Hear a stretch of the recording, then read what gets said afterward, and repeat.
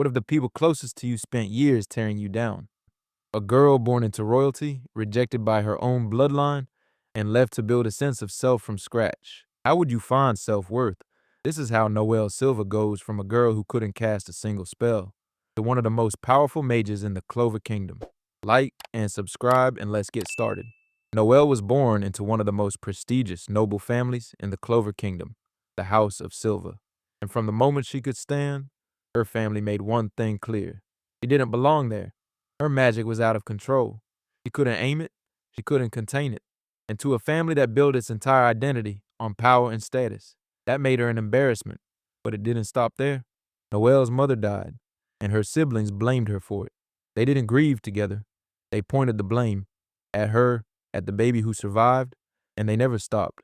So before Noelle could even understand what family was supposed to feel like, hers had already made their decision. She wasn't a Silva, she was a mistake. Noelle's magic wasn't weak, it was the opposite. She had too much power. Her mana output was enormous, so enormous that she had no idea how to channel it. It wasn't a flaw in her character, it was a calibration problem. But no one in House Silva cared to make that distinction. They saw a failure, and she believed them. Be honest with yourself. How many times have you let someone else's opinion of you become the opinion you have of yourself? How long have you been carrying a label someone else put on you? Noelle carried that weight into the Black Bulls. And the Black Bulls, chaotic, loud, ridiculous as they are, were about to change everything. Enter Asta. No magic, no noble blood, no social status, and absolutely zero awareness that he's supposed to treat Noelle like she's lesser. He doesn't flinch when her magic goes wrong. He doesn't mock her. He doesn't compare her to her siblings. He just sees her. Not the Silva name, just Noelle, someone worth fighting beside. Noelle doesn't know how to receive it yet. She deflects with arrogance, with coldness, with I am of royal blood and you are nothing. But it's armor. It's always been armor. Think about the last time someone was genuinely kind to you, and your first instinct was to push it away, to deflect, to tell yourself you didn't deserve it. The moment where people are in danger, real people, innocent people, people who can't protect themselves. And Noelle is right there. She has the power. Somewhere inside her, she knows it.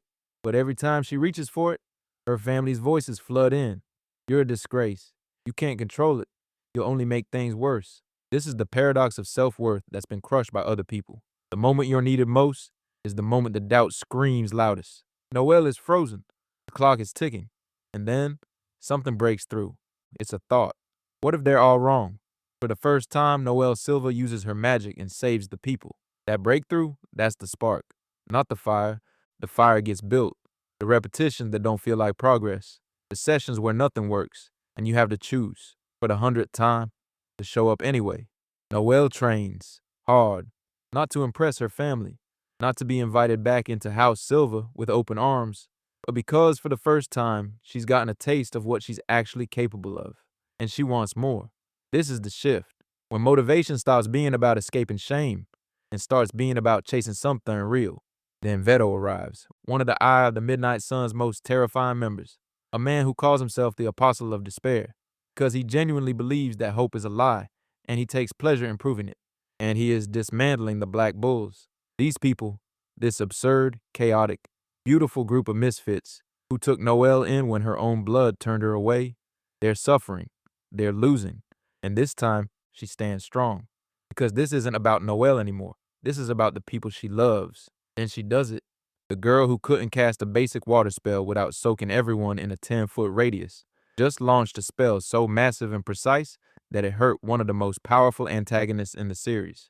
But what hits harder than the spell itself is what it represents. Self-worth isn't built in the big moments. It's not built when the spell lands perfectly, or when the crowd is watching, or when someone finally tells you that you were right all along. It's built in the moments nobody sees. The training session where nothing works and you show up anyway. The moment you reach for your power and the old voices flood in, and you reach anyway, slowly, rep by rep, spell by spell, until the person her family invented started to fade, and the person she actually was finally had enough room to breathe. Stop letting other people's definition of you be your definition.